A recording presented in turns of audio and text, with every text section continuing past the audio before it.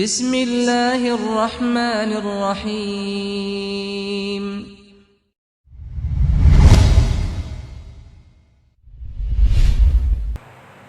Ya, Assalamualaikum Pak. Waalaikumsalam warahmatullahi wabarakatuh.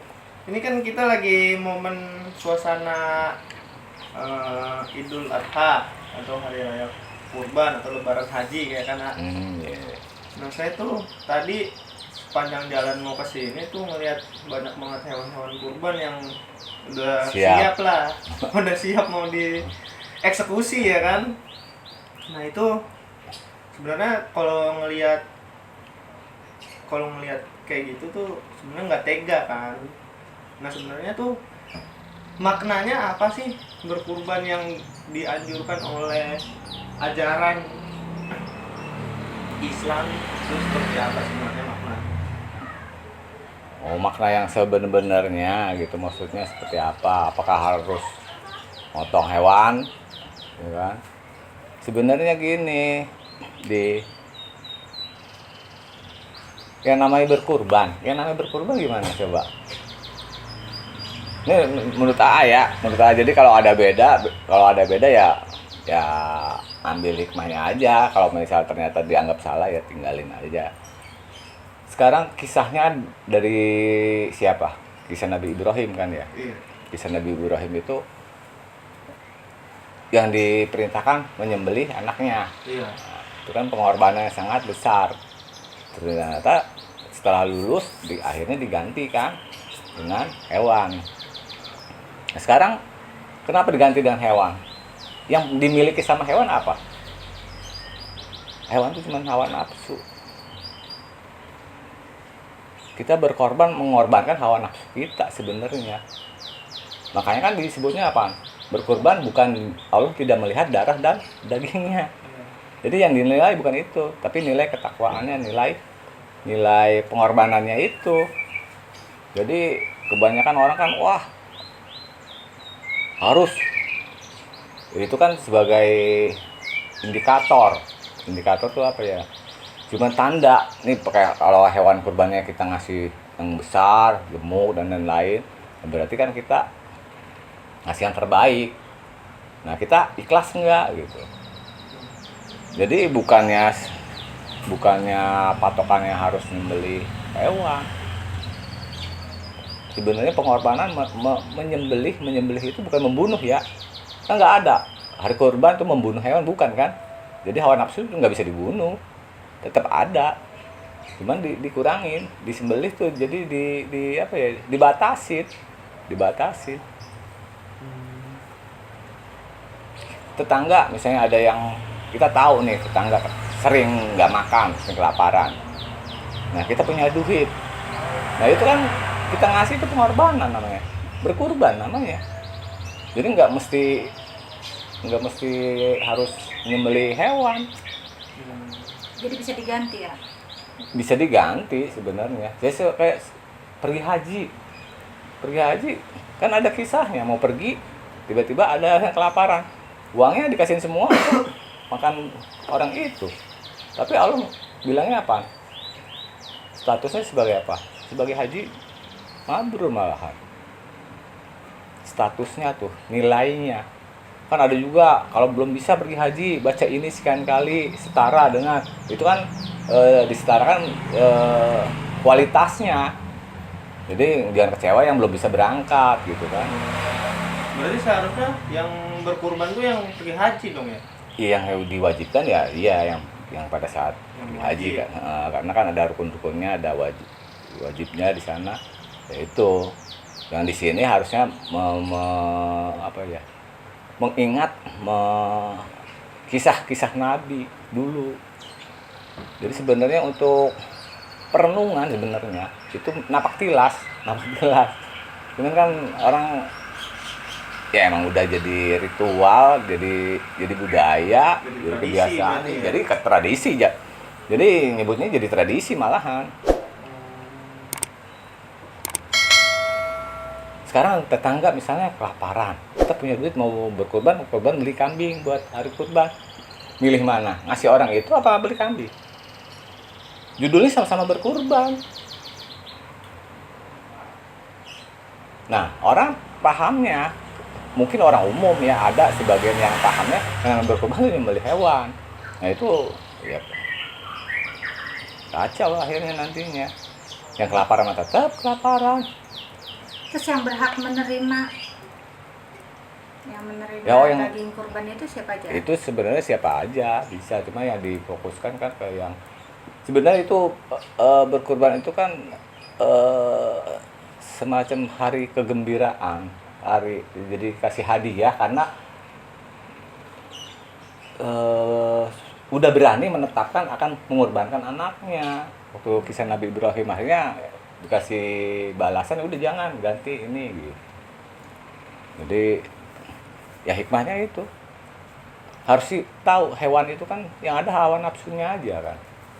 Nah, jadi kita mengorbankan hawa nafsu kita, punya uang mau beli ini, tetangga perlu bingung nih kan, atau ada saudara yang butuh.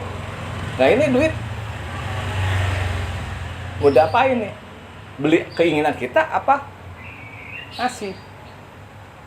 Sama kisahnya. Itu cuma duit. Dulu kisahnya Nabi Ibrahim anak suruh sembelih. Anak itu coba kebayang kan beratnya seperti apa. Sedang sekarang uang ibaratnya cuma mengeluarkan tenaga dan keringat gitu, nggak sampai perasaan dan lain-lain ikut dikorbankan. Kalau anak kan semuanya dikorbankan. Jadi udah ini belum ketangkap intinya belum yang menurut